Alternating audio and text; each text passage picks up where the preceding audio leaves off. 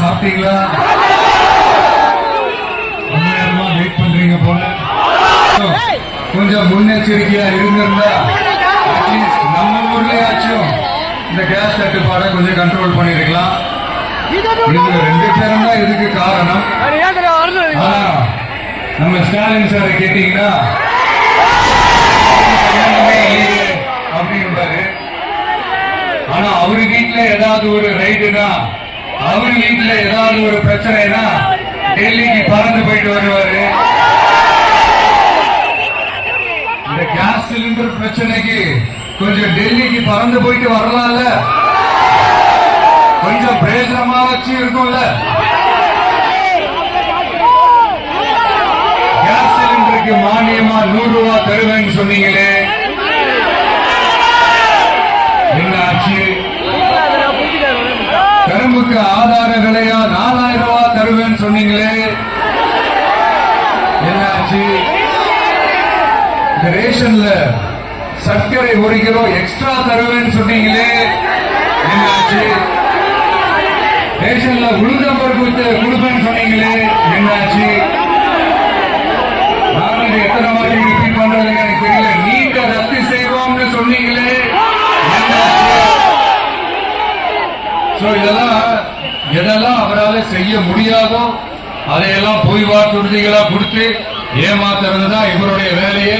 இப்ப அடுத்த set of இந்த பொய் வாக்குறுதிகளை ரெடி பண்ணிட்டாரு. அதனால அவரை மாதிரி நாங்க பொய் வாக்குறுதிகள்லாம் கொடுக்க மாட்டோம். மக்களுடைய தேவைகள் என்னன்னு சரியா புரிஞ்சுக்கிட்டு அதுக்கேற்ற மாதிரிதான் நாம செயல்படுவோம். 6 சிலிண்டர்கள் தாய்மார்களுக்கு கட்டணம் இல்லாம அன்னபூர்ணி சூப்பர் 6 திட்டம் சொன்ன மாதிரி கல்யாணி போற நம்ம தங்கைகளுக்கு 1 பவுன் தங்கமும் 10 சேலையும் சொன்ன மாதிரியே கொடுப்போம். 60 வயசு வரைக்கும் இருக்கிற குடும்ப தலைவிகளுக்கு மாதந்தோறும் 2500 சொன்ன மாதிரியே கொடுப்போம். என்னுடைய அம்மா, அக்கா, தங்கைகள் எல்லாருமே தமிழ்நாட்டில் எந்த மூலையிலிருந்து எங்க வேணாலும் தமிழ்நாட்டுக்குள்ள எந்த பஸ்ல வேணாலும் ஃப்ரீயா சொன்ன மாதிரியே ஃப்ரீயா போகலாம்.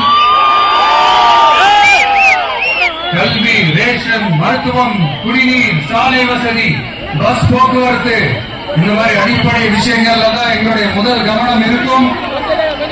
நான் ஏற்கனவே சொன்னது மாதிரி நிறைய கவர்மெண்ட் ஸ்கூல்ல இந்த டாய்லெட் வசதிகள்லாம் சரியா இல்ல, அதை சரிப்படுத்தணும்னு சொன்னோம். உடனே இதெல்லாம் ஒரு பெரிய விஷயமா அப்படின்னு சில அறிவாளிகள் கேட்டாங்க.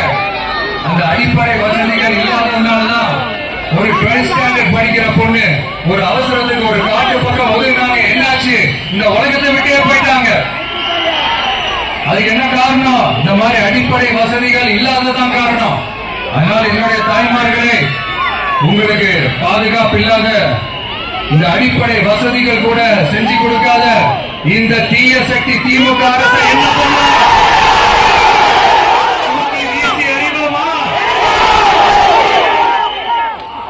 எதுக்கு இப்ப அங்க இங்க சுத்திக்கிட்டு நம்ம ஊருக்கே வருவோம், நம்ம திருச்சிக்கே வருவோம். ஒரு மந்திரி இருக்கிறாரு நகராட்சி துறையில வேலை வாங்கி தரதா சொல்லி கோடிக்கணக்கான பணத்தை லஞ்சமா வாங்கிட்டு வேலை வாய்ப்பு கிடைக்காத அளவுக்கு பண்ணிருக்கிறார். இதெல்லாம் எவ்வளவு பெரிய ஒரு ஏமாத்து வேலை. அதனால நம்ம தம்பி தங்கைகளே, உங்களுக்கு இந்த வேலை வாய்ப்பை பறிச்ச இந்த ஸ்டாலின் சார் சர்க்காரை என்ன பண்ணலாம்? உங்களுக்கு இந்த பாதுகாப்பு இல்லாத, சட்டம் ஒழுங்கு சரியில்லாத இந்த தீய சக்தி திமுக அரசை என்ன பண்ணலாம்? நகராட்சி துறையில மட்டுமே 1000 கோடிக்கு மேல